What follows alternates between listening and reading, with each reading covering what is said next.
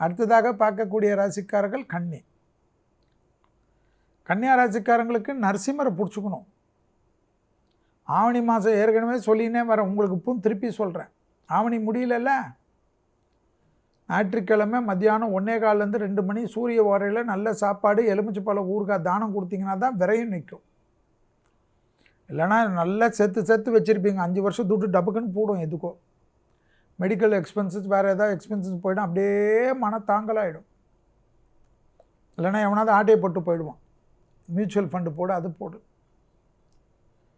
குடும்பத்தில் ரொம்ப கவனமாக இருக்கணும் கன்னியா ராசிக்காரர்கள்.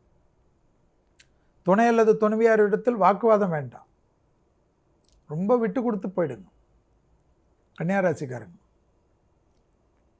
பிள்ளைகள் விஷயம் சூப்பரோ சூப்பர்.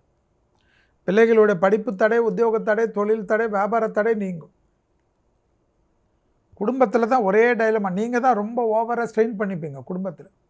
அது இப்படி தான் தெரியுது இல்லை, அது இப்படி இல்லையேன்னு வருத்தப்பட்டால் சரியாயிடுமா? ஆவாதில்லை. அதை போய் அப்படியே நோண்டுறது, அப்புறமா கடிக்கிறது வேணாம், விட்டுருங்க.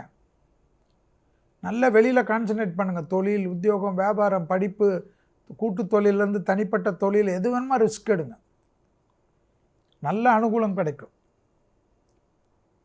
கொஞ்சம் ஹெல்த்து பார்த்துக்கணும். வயிறு, ஹார்மோனல் இம்பேலன்ஸ், முதுகு தண்டுவடம். எக்ஸசைஸ் அதிகமாக பண்ணக்கூடிய கன்னியா ராசிக்காரர்களுக்கு ஒரு பாதிப்பும் இல்லை. குடும்பத்தில் மட்டும் நீங்கள் 3 குரங்கை ஃபாலோ பண்ண வேண்டும்.